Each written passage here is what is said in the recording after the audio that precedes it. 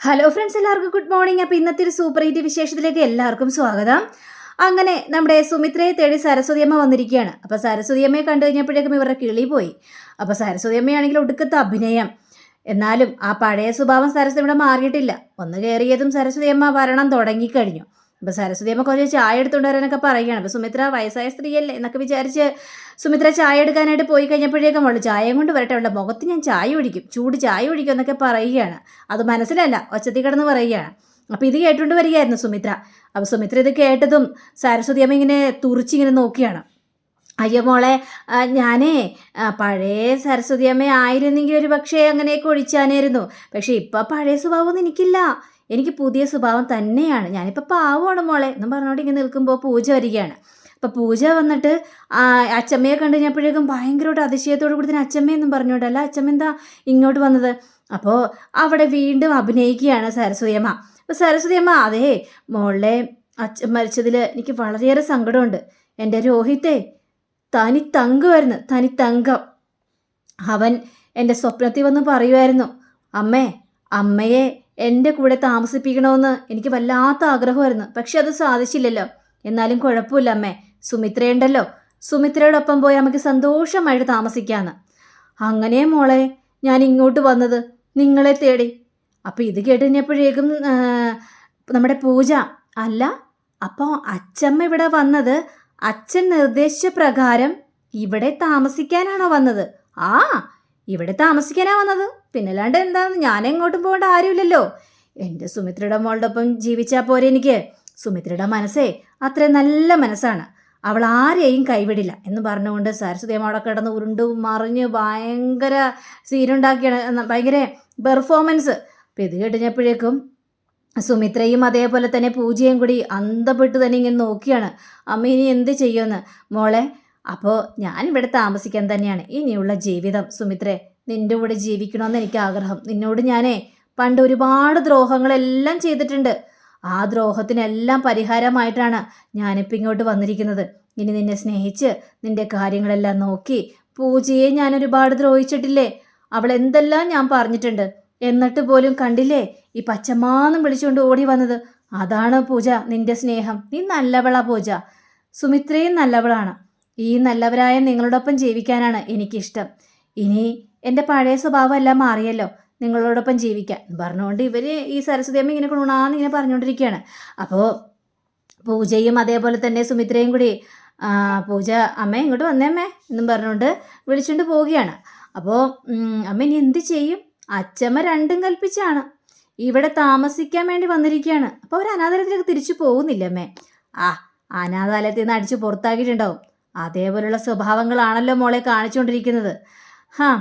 എത്ര വയസ്സായാലും ആ സ്ത്രീയുടെ സ്വഭാവം ഒന്നും മാറില്ല. ഞാൻ കണ്ടതിൽ വെച്ചില്ലേ, ഏറ്റവും വലിയ മനസ്സിൽ വിഷമുള്ള ഒരാളാണ് ഈ പറയുന്ന ഈ സരസ്വതി അമ്മ. ആ സരസ്വതി അമ്മയെ കുടിച്ച വെള്ളത്തിൽ വിശ്വസിക്കാൻ പാടില്ല. പല കാരണങ്ങളും പറഞ്ഞുകൊണ്ട് എൻ്റെ മുന്നിൽ ഇതിനു മുമ്പും ഒക്കെ വന്നിട്ടുണ്ട്. കുറച്ച് കഴിയുമ്പോഴത്തേക്കും തനി സ്വഭാവം പുറത്തു വരും. അതൊക്കെയാണ് അവരുടെ ഗുണങ്ങളെന്നൊക്കെ പറഞ്ഞുകൊണ്ട് സുമിത്രയും ഇങ്ങനെ കാര്യങ്ങളെല്ലാം പറയുകയാണ്. അപ്പോൾ ഇതൊക്കെ കിട്ടുമ്പോഴേക്കും അമ്മ ഇനി എന്ത് ചെയ്യും? ഇനി അച്ഛമ്മ ഇവിടെ നിർത്തിക്കഴിഞ്ഞാൽ ആകെ പ്രശ്നമാകുമല്ലോ. ഇപ്പോൾ കേട്ടില്ലേ ഭയങ്കര ഡയലോഗ്, എൻ്റെ അച്ഛൻ സ്വപ്നത്തിൽ വന്ന് പറഞ്ഞു പോലും. എൻ്റെ അച്ഛനാണെങ്കിൽ അച്ഛമ്മയെ കണ്ണിന് വരെ കണ്ടുകൂടാ. അമ്മ എന്തോരം മാത്രം ദ്രോഹിച്ചിട്ടുണ്ട്, അങ്ങനെയല്ലേ ഇവർ പറഞ്ഞുകൊണ്ടിരിക്കുകയാണ്. സരസ്വതി അമ്മയാണെങ്കിൽ ഹാളിൽ ഇരുന്നിട്ട്, ഇവർ കുറേ നേരം ആയല്ലോ പോയിട്ട്, എന്താണ് തിരിച്ചു വരാത്തത്? എന്നെ ഇവിടെ നിന്ന് പറഞ്ഞു വിടാനുള്ള പരിപാടിയായിരിക്കും. നടക്കും, ഇപ്പം തന്നെ നടക്കും. എത്രയൊക്കെ പറഞ്ഞു വിടാൻ നോക്കിയാലും ഞാൻ ഇവിടെ നിന്ന് പോകുന്ന പ്രശ്നമില്ല, ഞാനിവിടെ നിന്ന് പോകൂല. സുമിത്രേ, നീ എന്നെ പറഞ്ഞു വിടാൻ നോക്കണ്ട സുമിത്രേ, നിനക്കിട്ടുള്ള പണി വഴിയെ വരും സുമിത്രേ. അങ്ങനെ സരസ്വതി അമ്മയെ മാറ്റാമെന്നൊന്നും നീ നോക്കണ്ട സുമിത്രേ എന്ന് പറഞ്ഞുകൊണ്ട് ഭയങ്കര ഇത് മനസ്സിലിങ്ങനെ കുശുമ്പ് ഇങ്ങനെ പറയുകയാണ്. പിന്നീട് കാണിക്കുന്നത് നമ്മുടെ ദീപുവിനെയാണ്. അപ്പോൾ ദീപു വീട്ടിലേക്ക് വരികയാണ്. അപ്പോൾ ദീപു വീട്ടിലേക്ക് വന്നു കഴിഞ്ഞപ്പോഴേക്കും നമ്മുടെ ചിത്ര, എന്താ ദീപോട്ടാ ഇത്ര പെട്ടെന്ന് വന്നത്? അല്ല ആരെയോ കാണാനുണ്ടെന്ന് പറഞ്ഞു പോയതല്ലേ? ഞാൻ കണ്ടു ചിത്രേ. അല്ല ഇപ്പോൾ ദീപോട്ടിന് ഓഫീസിലൊന്നും കയറാറില്ലേ? ഓഫീസിലൊക്കെ പോയെന്നേ. ഓഫീസിൽ ഒരു സ്റ്റാഫുകളുണ്ടല്ലോ, അവരവരുടെ കാര്യം നോക്കിക്കോളും. പിന്നെ അതിനെക്കുറിച്ച് കൂടുതൽ ടെൻഷൻ അടിക്കേണ്ട ആവശ്യമൊന്നുമില്ല. ഓഫീസിലെ കാര്യങ്ങൾ നല്ല രീതിയിൽ തന്നെ നടക്കുമെന്നും പറയുകയാണ്. അപ്പോൾ ഇതൊക്കെ കേട്ട് കഴിഞ്ഞപ്പോഴേക്കും ചിത്രയ്ക്ക് എന്തൊക്കെയോ ഡൗട്ട്. അതൊക്കെ ഇരിക്കട്ടെ ചിത്രേ, ഞാനേ കുറച്ച് പൈസ നിൻ്റെ കയ്യിൽ തന്നില്ലായിരുന്നോ? ആ പൈസ ഇങ്ങോട്ട് എടുത്തേ. ഏത് 2,00,000 രൂപയോ? അത് തന്നെ. ആ, അതെൻ്റെ കയ്യിൽ ഇല്ല. ഇല്ലെന്നോ? അതെവിടെ പോയി? നീ അതെല്ലാം എടുത്ത് ചിലവാക്കിയോ ചിത്രേ? ഞാൻ പറഞ്ഞല്ലേ അതെല്ലാം എടുത്ത് ചിലവാക്കാനായിട്ട് പാടില്ലെന്ന്. ചില ആവശ്യങ്ങൾ വരുമ്പോൾ നമുക്ക് വേണ്ടേ അത്.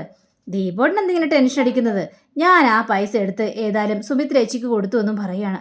സുമിത്രേച്ചിക്ക് കൊടുത്തുന്നോ? എന്തിനിപ്പോൾ സുമിത്രേച്ചിക്ക് കൊടുക്കാനായിട്ട് പോകുന്നു? ദീപോട്ട് എങ്ങനെ ഇങ്ങനെയൊക്കെ പറയാൻ തോന്നുന്നത്? പിന്നെ സുമിത്രേച്ചിക്ക് ആരാ കൊടുക്കേണ്ടത്? സുമിത്രേച്ചിക്ക് അമ്മ കൊടുത്ത സ്വർണ്ണങ്ങൾ മുഴുവനും ദീപോട്ടം കൊണ്ട് വിൽക്കാനായിട്ട് ശ്രമിച്ചു.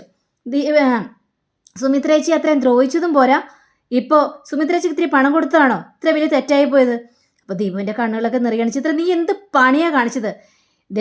കഷ്ടപ്പെട്ടുണ്ടാക്കുന്ന പണമാണ്. എന്ത് കഷ്ടപ്പെട്ടുണ്ടാക്കുന്നത്? ദീപുവിന് ഓഫീസുണ്ടല്ലോ, ഓഫീസിൽ പോയി ഇനിയും പണം ഉണ്ടാക്കാലോ.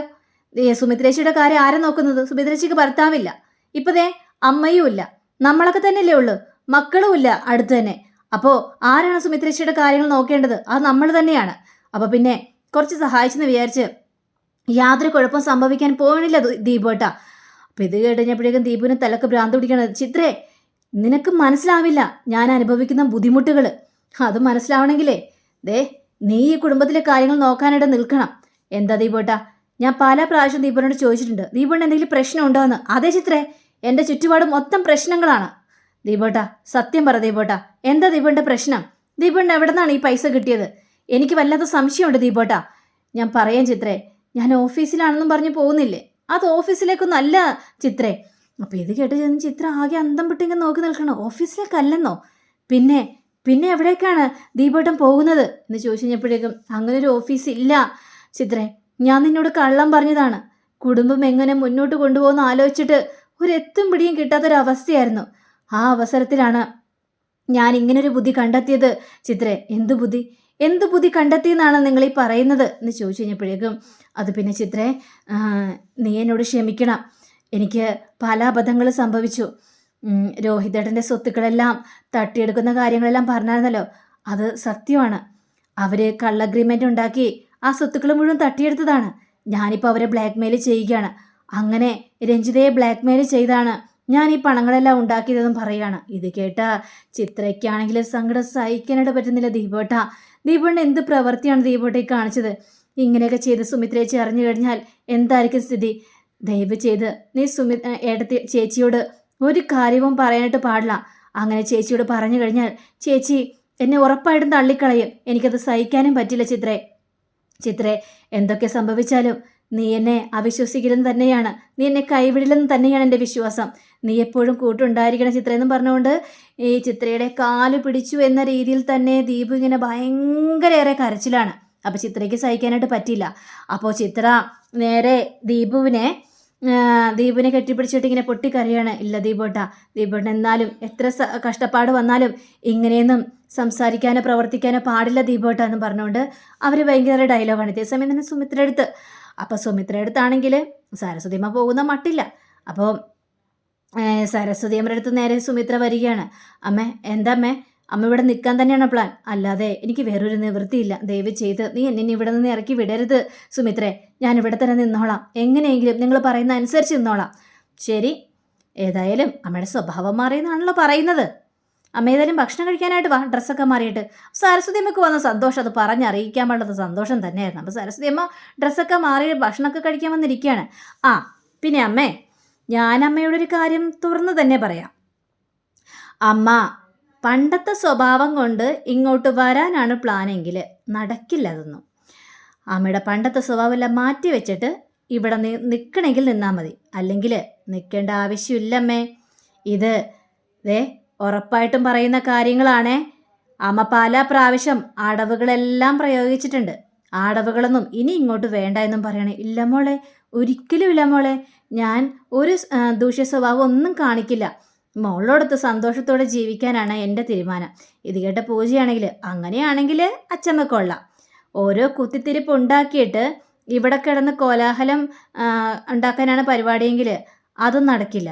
അങ്ങനെ സരസ്വതി അമ്മയെ പറഞ്ഞ് കുറേ കാര്യങ്ങളൊക്കെ പറഞ്ഞ് സമാധാനിപ്പിക്കുകയാണ്.